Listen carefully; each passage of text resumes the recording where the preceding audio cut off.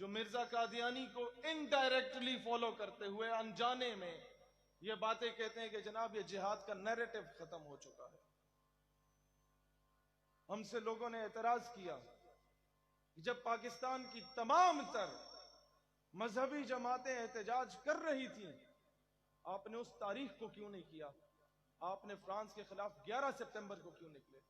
अपनी अलग से डेट इनकी मस्जिद बनाई। मैंने कहा नहीं, जरा गौर करो, 11 सितंबर को हमारे मुकम्मल एहतजाज जो पिंडी इस्लामाबाद में जारी रहा, हजारों की तादाद में कॉलेजेस और यूनिवर्सिटीज का नौजवान निकला, उसने सबसे ज्यादा कौन सा नारा लगाया?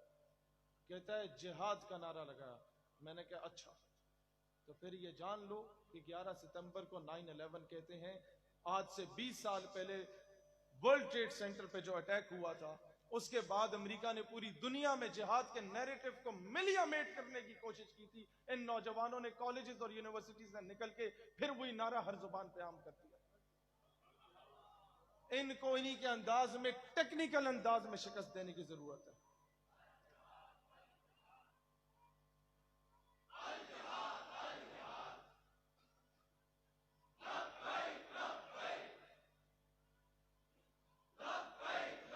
एक दौर था जब मौलवी साहब उठा लिए जाते थे जिहाद की बात करते हैं तो। आज अल्हम्दुलिल्लाह मौलवी तो मौलवी, कॉलेज का मम्मी डैडी बच्चा भी नारा लगा रहे अल जिहाद लव। दोस्तान जी वकार, ये क्या ये कामयाबी नहीं है? क्या ये तब्दीली नहीं है? आज हमें बात समझनी होगी कि मेरे आका अलैहिस्सलाम जब अपने उम्मती पर एहसान करते हैं तो उसे तोहफे में इश्क रसूल अता करते हैं। इश्क रसूल कमाया नहीं जाता, खरीदा नहीं जाता, ये बारगाह नबवी से अता किया जाता है। हर आशिक अपने अंदाज में अपने इश्क का इजहार करता है। कोई अडियाले के जेल में फांसी के फंदे पे लटक के अपने इश्क का इजहार करता है। किसी ने 100 साल पहले मियां वाली की जेल में जाके फांसी के फंदे पे लटक के ये कहा कि जनूने गर्दिश माहौल का रुख मोड़ देते हैं, हम वो मुस्लिम हैं जो जालिम का पंजा तोड़ देते हैं। मेरे नबी को तौहीन की नजर से ना देखो, जमाना जानता है हम ऐसी आंखें फोड़ देते हैं।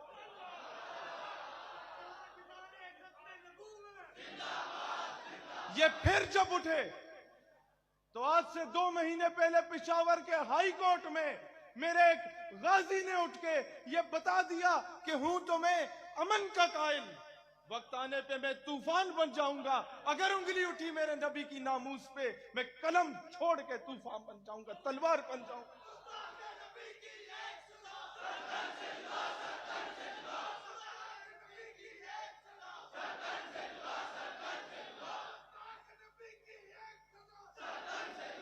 ये वो गैरत का एलिमेंट है। मैं 14 अगस्त मनाने कराची गया। मैं पश्तूनों के इलाके से गुजर रहा था। A person came to me and he told me कि यार ये वो जगह है जहां मुल्ला अब्दुल गनी ब्रदर को दाढ़ी से नोच के अमेरिका के हवाले किया गया। मैंने कहा अच्छा किया गया, अब क्या है? कहता है अब अमेरिका उसके गिट्टों में बैठा हुआ है कि हमारे साथ अमन के मुज़ाकरात कर दो। मैंने कहा समझ आ गई कि अल्लाह को पामर दिए मोमिन पे भरोसा, इब्लीस को यूरोप की मशीनों का सहारा। काफिर है तो शमशीर पे करता है भरोसा, मोमिन है तो बेतेग भी लड़ता है सिपाही। दोस्ताने जी वकार, ये बात याद रखिएगा, टेक्नोलॉजी बहुत जरूरी है लेकिन जज्बा ईमानी उससे ज्यादा जरूरी है। मैं हुक्काम बाला से कहता हूं कि अगवानियों के पास एटम बम नहीं था लेकिन उसने सुपर पावर को घुटने टेकने पे मजबूर कर दिया। काश हमारे हुक्मरानों के पास, ये बात याद रखिएगा, कि वो काम जो एटम बम भी नहीं कर सकता वो मर्द मोमिन का एक नारा कर सकता है। थरथली मच जाती है। यकीन करो मैंने अपनी आंखों के सामने देखा कि जब हम यूनिवर्सिटीज और कॉलेजेस में एड्रेस कर रहे होते हैं वो लिबरल माफिया की शक्लें देखने वाली होती हैं। यहां अपने हम ख्यालों में पंखे के नीचे ये नारा लगाना बहुत आसान है। मुझे खुशी तब होगी जब यहां का नौजवान कॉलेजेस और यूनिवर्सिटीज में जाके नारा लगाएगा। सिस्टम में तब्दीली चाहते हो? मैं, मेरे बुजुर्ग, हमारे शयूख, आज मैं सूरज को चिराग दिखाने आया। मेरी क्या औकात अपने मुर्शिद जहां से जाके भीख मांगते हैं उन पाक पतन शरीफ के शहजादे के सामने आके तकरीर करूं। लेकिन मैं एक हाथ जोड़ के आपसे दरख्वास्त करता हूं कि फिल फॉर उलमा मशाइख कॉन्फ्रेंस बुलाई जाए। सिस्टम में तब्दीली उस वक्त होगी जब पाकिस्तान के हर बड़े आस्थान के साथ उन्हीं हजरत साहब के नाम पे एक यूनिवर्सिटी कायम होगी, जहां नजरियाती नौजवानों की तरबियत करके उन्हें सीएसपी ऑफिसर्स बनाया जाएगा। जब तक तुम में से कोई डिप्टी कमिश्नर नहीं बनता, सिस्टम चेंज नहीं होगा। जब मैं तुम में से कोई आर्मी ऑफिसर नहीं बनता, सिस्टम चेंज नहीं होगा। तुम लोग इदारों महकमों में जाओगे तो 20 साल बाद कोई अच्छी सियासी क़यादत मुल्क को मिलेगी। तो मैंने वो बात की है जो पिछली तमाम बातों से ज्यादा इंपॉर्टेंट है। इसमें शायद वाह वाह ना मिले, लेकिन इसमें अमल कर दो तो दुनिया में इस्लाम की वाह वाह हो जानी है। सिस्टम पे काम करने की जरूरत है। हम लोगों ने जलसों पे काम किया, हम लोगों ने रैलियों पे काम किया, हम लोगों ने उर्सों पे काम किया, हम लोगों ने सिस्टम पे काम नहीं किया। आज दुनिया हमें ठुड्डे मार रही है और दुनिया में हम पीछे रह चुके हैं। सिस्टम पे काम करने की जरूरत है। तुम्हें पैंट कोट और टाई पहननी पड़े, कोई मसला नहीं, पहनो। यूनिवर्सिटीज में जाओ, यूनिवर्सिटीज के बाहर खड़े हो जाओ, खत्म नबूवत का उलमा से एक सफा लिख लो प्रिसाइज करके, और उसके फोटो कॉपीज करा के यूनिवर्सिटीज के बाहर नौजवानों को पैंट कोट पहन के गिफ्ट करो कि जी ये मेरी तरफ से तुम्हारे लिए तोहफा है। ये काम करो। वहां मुल्क के मुस्तकबिल का 2-2, 4-4 हजार इंजीनियर, डॉक्टर, आर्मी ऑफिसर और वकील बैठा हुआ है। हमने उस पर काम नहीं किया। हिंदुस्तानी ज़िवकार उस पर काम करो। मुल्क के मुस्तकबिल का MNA MP उधर बैठा हुआ है, हमने उस पर काम नहीं किया। लिबरल ने उसको घेर लिया, लिबरल ने वहां अपने सेमिनार्स कराए। आसमा जहांगीर की नाजायज औलादें, वो मेरा जिस्म मेरी मर्जी का नारा लगाने वाली, वो नुत्फ़ा हराम की पैदावार, वो वहां पे पाए गए। हम वहां पर अगर पीछे रह गए तो इसमें हमारा अपना कसूर है, इसमें हमारा अपना कसूर है। अब आते हैं आगे। 2-4 पॉइंट्स मैंने आप लोगों के लिए लिखे थे। दोस्तानी ज़िवकार, एक चीज समझ जाइए, आज हमारे सामने एक बहुत बड़ा झूठ बोला जाता है कि अक़वाम मुत्तहिदा में ये हो गया कि जनाब मुसलमानों के खिलाफ जुल्म नहीं होगा। यूनाइटेड नेशन दुनिया का सबसे बड़ा फ्रॉड है। आपके यूनाइटेड नेशन में 5 चौधरी बैठे हैं, अमेरिका, बरतानिया, रशिया, फ्रांस और चाइना। 200 सवा 200 ममालिक हैं आपकी दुनिया के। इन 5 वीटो पावर्स में से कोई एक भी कह दे कि यह करारदाद जो सबको मंजूर है मुझे मंजूर नहीं है, तो करारदाद मुतफ़िका तौर पे ना मंजूर हो जाती है। पता आपको इस बात? वीटो पावर, लिहाजा फ्रॉड हुआ ना। आपके पिंड में पंचायत बैठती है, 5 बंदे बैठते हैं और उनमें से एक भी कह दे कि मुझे फैसला मंजूर नहीं तो ना मंजूर, और 1000 बंदों की शूरा है, तो समझ लीजिए कि अगर 1000 बंदे कहते हैं कि हमें यह बात मंजूर है और एक कहता है ना मंजूर उन पंचायत में से, तो वो मंजूर नहीं होता, तो ये क्या है? फ्रॉड है। तो दोस्ताने ज़िवकार, अपने हिस्से की जंग तुम्हें खुद लड़नी पड़ेगी।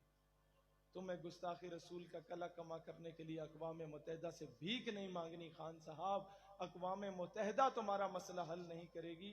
तुम्हारा मसला, अगर तुम फिल फॉर उसी वक्त फ्रांस के सफीर को मुल्क से मुल्क बदर कर चुके होते, तो हर हाकिम वक्त जो मुसलमान मुल्क का है, उसका शहरी, उसका गिरबान खुद ही पकड़ के कहता कि तुम भी इमरान खान बनो। लेकिन शायद तुम्हें यह सादत नसीब नहीं हुई। और अगर फाइनेंशियल क्राइसिस की बात है कि वो लॉस होता, माशी लॉस होता, तो जनाब मुसलमान बिजनेसमैन में कई आशिकान रसूल हैं जो अपनी इन्वेस्टमेंट पाकिस्तान भेजने में तैयार होते हैं। तुम कदम तो उठाते। ये फैसले हमें करने पड़ेंगे। जब एक मुकद्दस गाय को कोई गाली देता है तो उसे उठा लिया जाता है, उठा लेना चाहिए। लेकिन यह बात याद रखो, हजारों वजीर, हजारों मशीर, हजारों एमएनए, हजारों एमपीए, हत्ता के हजारों चीफ ऑफ आर्मी स्टाफ मेरे आका के नालेन के साथ लगने वाली धूड़ पे कुर्बान। तुम लोगों ने आज तक अपने खिलाफ बोलने वालों को उठाया, उनका सॉफ्टवेयर अपडेट किया। काश के किसी गुस्ताख का सॉफ्टवेयर अपडेट किया होता तो आसिया वाला मामला पेश ना आता।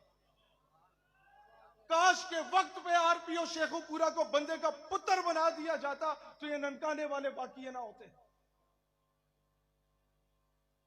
काश के वक्त पे वो additional director general FIA Abu Bakar Khuda Bakhsh को ओहदे से बरतरफ कर दिया जाता तो आज मुल्क में यह हाल ना होता। हमारे मुल्क के कलीदी इन ओहदों पे कादियानी बैठे हुए, ये तो डिक्लेयर्ड है, नॉन डिक्लेयर्ड पता नहीं कितने होंगे।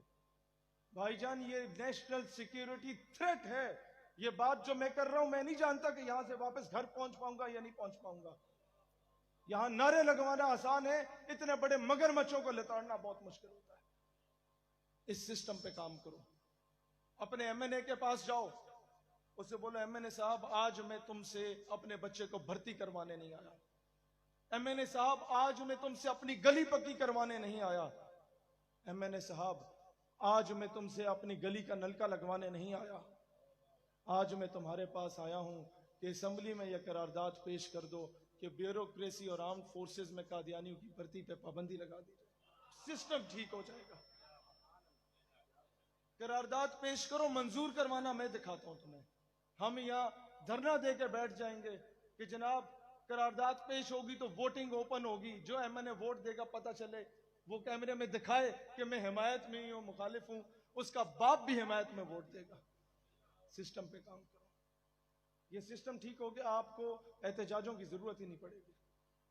इस सिस्टम पे काम करो।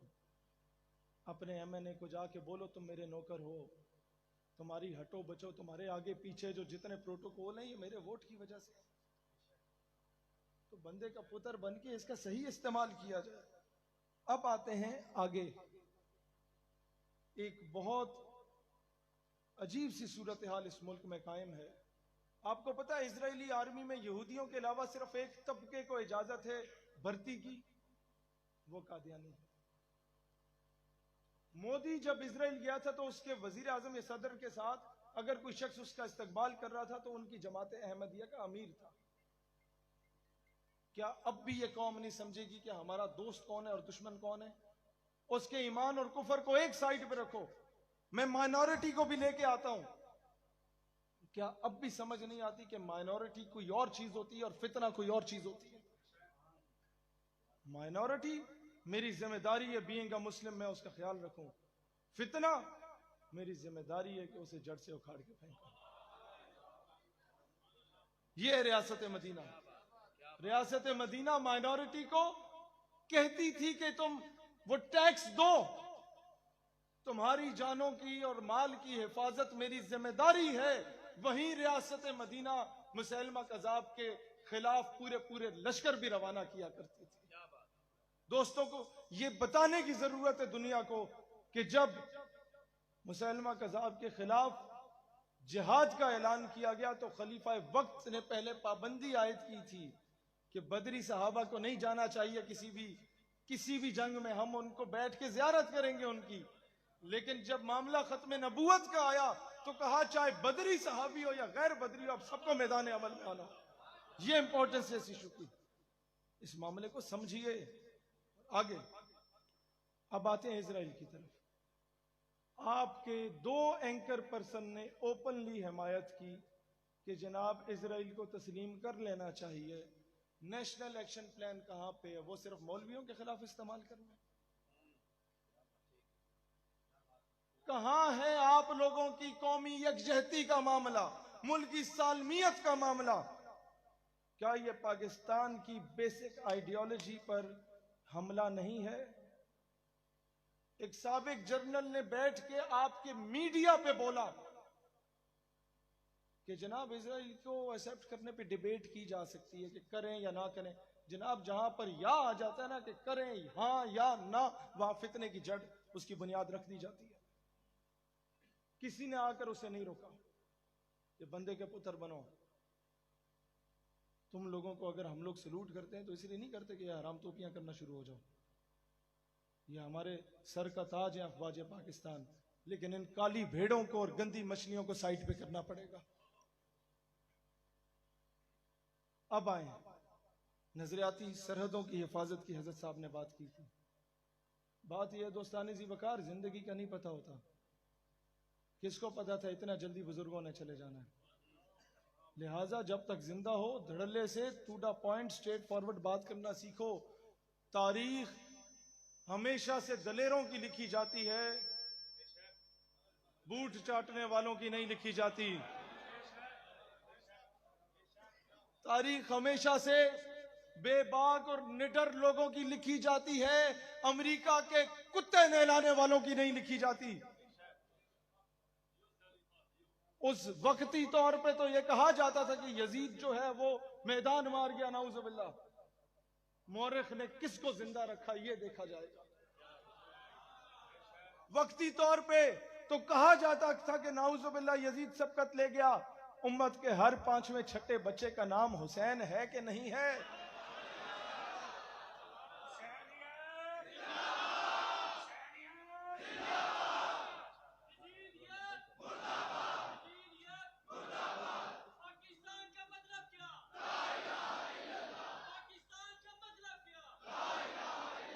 कहते हैं ना कि आज हमें इन सारी बातें करने के बाद कहा जाता है दहशतगर्द है, ये जिहाद की बातें करते हैं। मेरे नबी जहादी थे, सिद्दीक अकबर जहादी थे, उमर फारूक जहादी थे, उस्मान गनी जहादी थे, हैदर करार जहादी थे, हसन और हुसैन जहादी थे, टीपू सुल्तान जहादी थे, मोहम्मद बिन कासिम जहादी थे, सलाउद्दीन अयूबी जहादी थे, नूरुद्दीन जंगी जहादी थे। हमारी पूरी तारीख जिहाद से रकम है। हम जिहादी नबी के जिहादी उम्मती हैं, हमें इस पर फख्र होना चाहिए। उस वक्त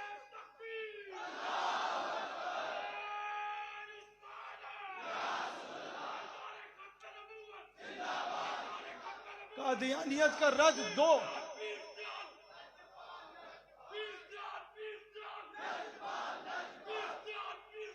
कादियानियत का रद्द दो चीजों में होता है। नंबर 1 ताजदार खत्म नबूवत का नैरेटिव, नंबर 2 जिहाद का नैरेटिव। मिर्जा कादियानी को जब लॉन्च किया गया 1857 की जंग आजादी के बाद, तो उसका लिटरेचर फ्री में छापा गया और डिस्ट्रीब्यूट किया गया। किस बेस पे? कि तुम किताब लिखो, तुम्हारे नाम के बगैर भी हम लोग इसे डिस्ट्रीब्यूट कर देंगे, हर मस्जिद मदरसे, हर इमाम बारगाह, हर स्कूल कॉलेज की जीनत बना देंगे। क्यों? उसमें लिखो क्या? उसमें यह लिखो कि दौरे हाजिर में सल्तनत बरतानिया के खिलाफ जिहाद जायज नहीं है। ये फाका कश कि मौत से डरता नहीं जरा, जिसके घर में भूख प्यास का आलम और गैरतमंद गयूर दलेर इतना कि मौत से नहीं डरता। How to defeat that sort of a Muslim? उस मुसलमान को कैसे शिकस्त दो? वो फाका कश के मौत से डरता नहीं जरा, रूह मोहम्मद इसके बदन से निकाल दो। फिक्र अरब को देके फरंगी तखय्युलात जो आज दौरे हाजिर में हो रहे यूएई और बाकी तमाम अरब ममालिक जो इसराइल के गिट्टों में बैठ के औरत और शराब बिक चुके हैं, फिक्र अरब को देके फरंगी तखय्युलात इस्लाम को हिजाज और यमन से निकाल दो। और 100 साल पहले इकबाल बता गए, अगवानियों की गैरत दी का है यह इलाज, मुल्ला को इनके कोहो दमन से निकाल दो। सिर्फ तब जाके तुम इन्हें शिकस्त दे सकते हो। दोस्ताने जी वकार, तुम खत्म नबूवत का काम करो तो याद रखो लोग अपना मसलक देखे बगैर तुम्हारे पीछे चलने को तैयार हो। मैं मदीना शरीफ में 2 साल पहले जब गिरफ्तार हुआ तो उन्हीं के मुतव्वे आए मुझे छुड़वाने के लिए। उन्होंने कहा ये अच्छा बिदती है, ऐसे करने लो। आप काम करने वाले बने। शाह अहमद नूरानी रहमतुल्लाह अलैह के बाद एक बहुत बड़ा खला पैदा हो गया था जो मुमताज कादरी की शहादत ने पुर किया। अब दोबारा एक खला पैदा हो गया। दोस्ताने ज़िवकार, उस खला को आपने और हमने पुर करना है। मस्जिद, मदरसे और खानकाह की जिम्मेदारी उलमा और मशाइख की है, वो एहसन तरीके से निभा रहे हैं। पीछे हम रह गए हैं। अब आप लोगों का रुख तालीमी इदारों की तरफ होना चाहिए। तहिया करें अपने बच्चों को, जहां मदरसे में पढ़ा रहे हैं वहीं इन्हें एक डिग्री होल्डर भी बनाओ, ताकि ये वही हाफिज कुरान, वही दरस निज़ामी करने के बाद असिस्टेंट कमिश्नर बन के बैठा हुआ, बजाय इसके कि उसके दफ्तर के बाहर 6-6 घंटे इंतजार करे और बोले हमें इजाजत दे दें कॉन्फ्रेंस की। वो बोले जी आप और किसी टॉपिक पे रख दें, इजाजत मिल जाएगी। आप आगे इधर कुड़ियों नचा दें, आपको इजाजत मिल जाएगी। खत्म नबूवत का टॉपिक नहीं जी नहीं, ये मुल्क की हालात कुछ इस तरह के हैं। बंदा पूछे तुम्हारे बाप का मुल्क है कि ये मुल्क की हालात, ये मुल्क बने ही उनके सदके है। हमें आगे ताना दिया जाता है छोटा तबका। इस छोटे तबके जैसे जनाजे लाके दिखा दो कहीं पे। हमें आगे ताना दिया जाता है छोटा तबका। मैं आपको बताता हूं छोटा तबका क्या है। मौलाना अब्दुल सत्तार खान नियाजी रहमतुल्लाह अलैह, जनरल जियाउल हक मरहूम के दौर में उनका एडीसी आता है, वो कहता है नियाजी साहब मुल्क की हालात कुछ इस तरह के हैं कि आप अपनी तहरीकों से दस्तबरदार हो जाएं, बैठ जाएं। आप मुस्कुराते हैं और जवाब नहीं देते। तो एडीसी कहता है नियाजी साहब you know I am in uniform, we are running the state and you are under the state. मैं वर्दी च मलबूस हाँ, मैं रियासत नू चला रहा तो तुसी रियासत दे माते है। तो नियाजी साहब जवाब देंदे ने बेटा I was in uniform when you were in liquid state. मैं तब पाकिस्तान का परचम उठा के वर्दी में मलबूस था जब तुम पैदा भी नहीं हुए। ये था छोटा तबका। ख्वाजा कमरुद्दीन सियालवी रहमतुल्लाह अलैह के पास खिजर हयात टिवाना ब्लैंक चेक लेके आता है और कहता है फिल इन साइन इट, एनु साइन करो, लिखो, जितने पैसे चाहिए नहीं ले लो, जिन्हां नू सपोर्ट ना करो। आप वो ब्लैंक चेक अंगीठिए जला देंदे ने। फिर टिवाना धमकी देता है कि अब अगर जिना का साथ दिया तो मुझसे बड़ा आपका दुश्मन कोई नहीं होगा। तो आप जवाब देते हैं मैं अल्लाह दे 99 ना पढ़े जिना खिजर हयात टिवाने का नाम मौजूद नहीं। यह था छोटा तबका।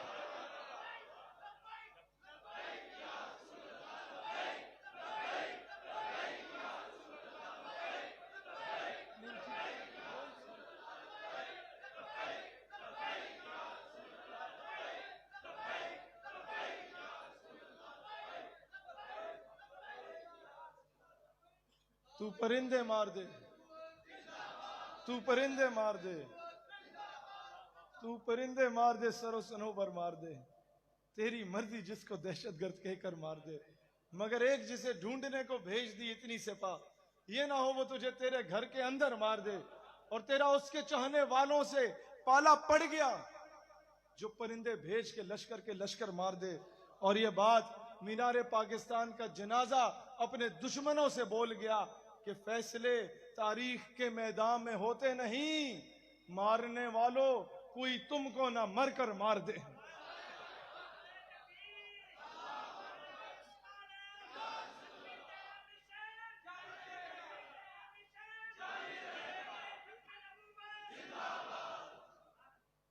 सानिजी वकार, आज हाथ खड़ा करके बताओ कौन एमएनए के घर से खाना खाता है? कोई भी नहीं खाता। कौन वजीर साहब के घर से खाना खाता है? कोई भी नहीं खाता। तो तुम्हें सच बोलने में मौत क्यों पड़ती है? तो फिर बुरे को बुरा कहने में मौत क्यों पड़ती है? ये पता है नवाब वडेरे कैसे बने हैं? ये जिनके आगे हम लोगों के लोग ये मजारे बन के बैठे होते हैं। 1857 और इसकी जंग आजादी और तहरीक खिलाफत 1920 की, उसमें जो टाउट होते थे ना, चेले चापलूस, जो मुसलमान एक प्लानिंग करते थे कि सुबह हमने फलां चौकी पे जाके हमला करना है, उस सारे प्लान को जो अंग्रेजों के आगे बेच आते थे दरमियान में बैठ के, वो अंग्रेजों की मुखबरियां करने वाले, जब अंग्रेज यहां से जाने लगा ना, जाहिर है सुबह जब मुसलमान हमला करने लगते थे 20 जाते थे तो 200 अंग्रेज सामने खड़ा होता था। ये हैरान कि इन्हें पता कैसे चला? वो चेले चापलूस बीच में बैठे होते थे। अंग्रेज जब यहां से जाने लगा तो उसने कहा कि अब बड़े सगीर पे अपना तसल्लुत कैसे कायम रखा जाए। उसने कहा एक तरीका है, जो मेरे चेले और चापलूस है उन्हें बुलाओ। उन्हें बुलाया और घोड़े के ऊपर बिठा दिया, उनके सर के ऊपर दस्तार बांधी गई और कहा कि घोड़े को दौड़ाओ। मगरिब का जब सूरज गरूब होने लगा, वहां तक जहां घोड़ा तुम्हारा दौड़ता है वहां तक की सारी जमीन तुम्हारी और तुम यहां के नवाब बन गए। तो ये जो अंग्रेजों के कुत्ते नहलाया करते थे, आज तुम्हारे ऊपर MNA MPA की सूरत में काबिज बैठे हुए। ये जो अंग्रेजों के घोड़े नहलाया करते थे और उनके हुक्के भरा करते थे, ये तुम्हारे ऊपर काबिज हैं। आज ये फैसला कर लो नौजवानों कि आज के बाद हम किसी नवाब को तस्लीम करने से इनकार करते हैं। आज के बाद किसी सरमायादार या वडेरे को तस्लीम करने से इनकार करते हैं। आज के बाद इज्जत उसी की होगी जो हुजूर की इज्जत की बात करेगा। आज के बाद इज्जत उसी की होगी जो खत्म नबूवत की बात करेगा।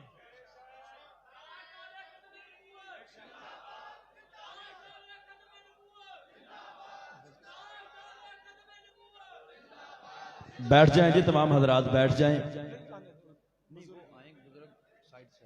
आप तशरीफ रखें तमाम दोस्त, बैठ जाइए, बड़ी मेहरबानी आपकी। बेशुमार बेशुमार बेशुमार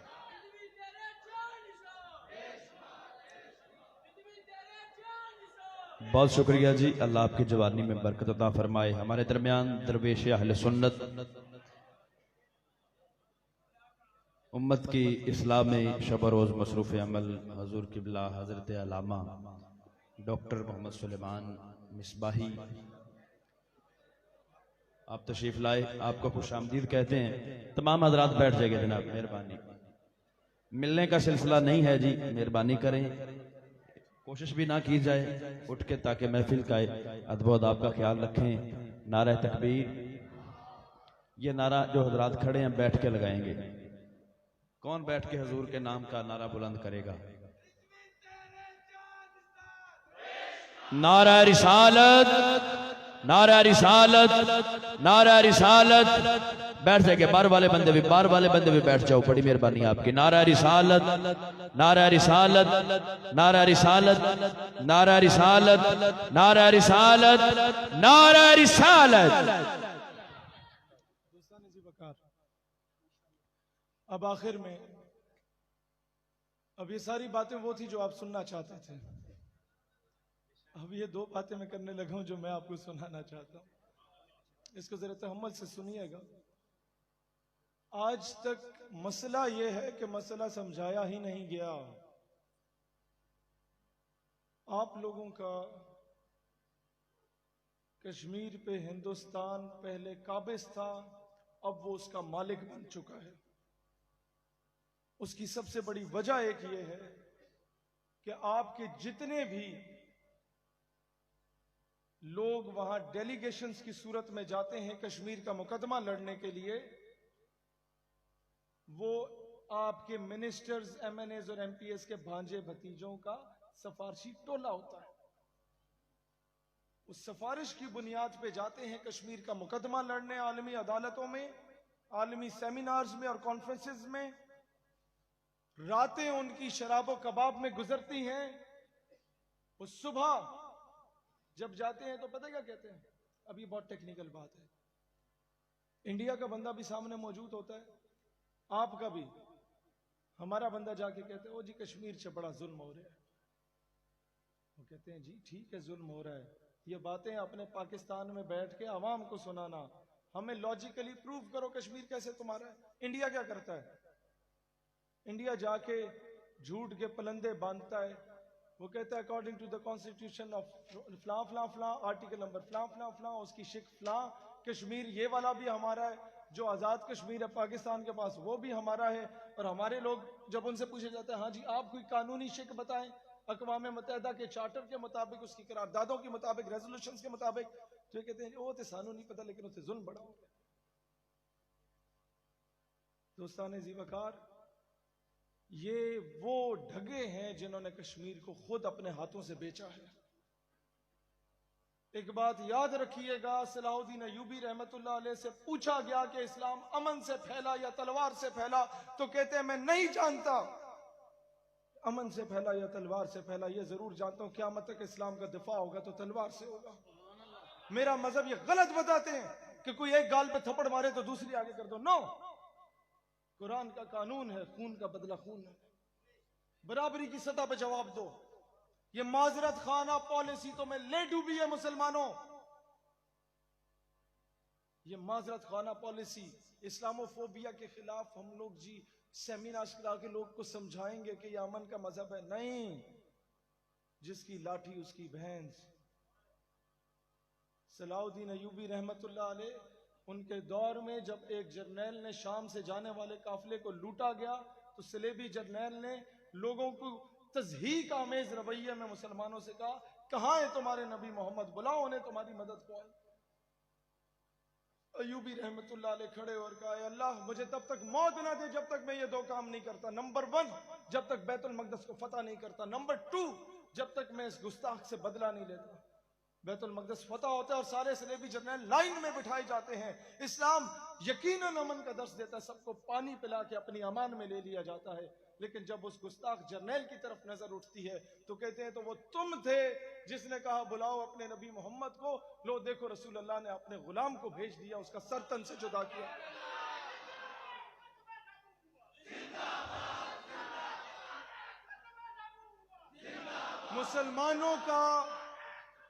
मुसलमानों का chief of army staff Nuruddin Zangi रहमतुल्लाह अलैह हुआ करता था कि जब उन्होंने गुस्ताख को वासिले जहन्नम किया तो मदीना की गलियों में चीखते हुए रोते हुए फिरते थे कि मेरे आका ने मुझे चुना इस काम के लिए, मेरे आका ने मुझे चुना, मेरी हैसियत। रोते हुए फिरते थे मदीना की गलियों में। कोर कमांडर होता था तो तारिक बिन जियाद की तरह होता था कि दुश्मन की फौजें हस्पानिया में 10 गुना बड़ी होती थी। वापसी का रास्ता सिर्फ कश्तियों के जरिए दरिया का होता था। तो कहता था कि कश्तियों को आग लगा दो, या गाजी बन के जाएंगे या शहीद बन के जाएंगे, भागेंगे नहीं। दोस्तान जी वकार, ये बात याद रखो, मैं अपनी जिंदगी में कई मर्तबा देख चुका हूं।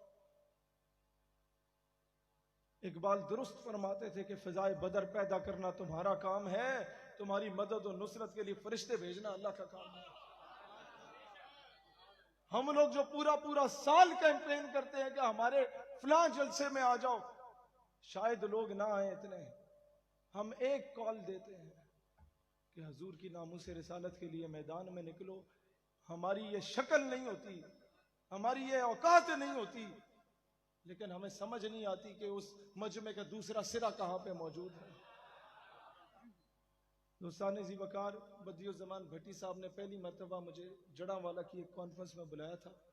तो वहाँ जो बंदा मुझे रिसीव करके लेके आ रहा था, जो ऑर्गेनाइज करा रहा था गंगापुर में सर, वो जिनका वो नहीं जिसका वो पोल्ट्री फार्म है, वो मुझे बता रहा था कि मैंने ये कंट्रोल शेड पे ना मजदूरी करता था, और वहां पर क्या होता था कि थोड़ी बहुत मजदूरी वो मुझे देते थे, उजरत उसकी देते थे। तो हमारे गांव में वो कादियानियों से लेन देन लोगों का ज्यादा था, वो मदद करते थे लोगों की। तो हमारी फैमिली से मेरा क्लैश ये बन गया कि जनाब तुम लोग उनकी बातों में क्यों आते हो। तो वालिद कहता तुम खुद तो कुछ कमा नहीं सकते। तो कहता मैंने शर्त रख दी कि अगर मैं ज्यादा कमाने लग गया तो आपने इनको छोड़ देना है, ना कमाया तो ठीक है फिर आप अपना जारी रखें। कहता अल्लाह का करना ऐसा हुआ कि मैं अभी 2-3 अपने कंट्रोल शेड बना के बैठा हुआ हूँ, और 15-20 हज़ार मुर्गियां जो है मेरे अपने कंट्रोल शेड में मौजूद हैं। कहता है कि मैं इसी खत्म नबूवत के कॉन्फ्रेंस के सिलसिले में, तैयारियों के सिलसिले में जड़ावाला से फैसलाबाद जा रहा था। तो कहता है एक हाईएस का मैंने किराया दे दिया था, मैं उसमें बैठा नहीं था क्योंकि 3-4 सवारियां रहती थी। मैंने कहा सारे आ जाएंगे तो इकट्ठे बैठ जाएंगे। मौसम कोई इस तरह था, गर्मी ज्यादा थी। कहता है कि इतने में एक शदोला आता है, वो आके मुझे कहता है कि अपनी कमीज मुझे दो। मैंने कहा यार तू पैसे ले ले, 10 रुपए ले ले, 20 रुपए ले ले, इतना मांग। कहता है वो मेरे पीछे पड़ गया कि नहीं मुझे 2 ही दो हर सूरत में। कहता है इतने में सवारियां पूरी होगी। वो कंडक्टर कहता है चलो ना बैठो। वो शदोला मुझे पकड़ के खड़ा हुआ है कि नहीं मैं तुम्हें जान ही नहीं दूंगा। कहता है कि इतने में वो बदतमीजी करने लगा कंडक्टर के, मैं जा रहा हूं। मैंने कहा दफा हो जाओ। कहता है वो गाड़ी जाने लगी क्योंकि वो तो इंतजार करता रहा काफी देर। जब वो चला गया कहते शदोले ने फौरन मुझे छोड़ दिया। मैंने उसे गालियां दी, क्या कर रहे थे तुम, चाहिए पैसे? कहता नहीं चाहिए देने, हूं जाओ। कहता अभी आधा घंटा मैंने वेट किया, अगली गाड़ी आती है उसमें बैठा। कहता मैं आगे जा रहा था तो एक ट्रैक्टर की ट्राली थी, उसमें वही हाईएस्ट लगी हुई थी और लोगों के सीने चिरे हुए थे, सारे ही तकरीबन फौत हो चुके थे। कहता मैं वापस आया तो मैंने जो लोग मांगने वाले होते हैं ना, उनका रिकॉर्ड होता है आपके लोकल थाने कचहरी में। शहदोलों का तो हर सूरत में ही होता है, क्योंकि खास किस्म के लोग होते हैं तो इनका रिकॉर्ड होता है, इनकी तस्वीरें, नाम लिखा होता है। कहते हैं मैंने हर थाने में चेक कराया, उस शहदोले का रिकॉर्ड मुझे नहीं मिला, ना उसकी तस्वीर नजर आई। ये क्या मामला है? मैंने कहा ये मामला है जो पीर मेहर अली शाह कहते थे, जो खत्म नबूवत का काम करते हैं उसकी पुष्प पे हुजूर का। ये मेरी जिंदगी में मैंने ये इस बंदे दोस्ताने जी वकार कई मरतबा बड़े बड़े मिनिस्टर्स और इन लोगों ने अपनी तरफ से मुकम्मल क्रैक डाउन की कोशिश की। अल्लाह ने हमें बचाया।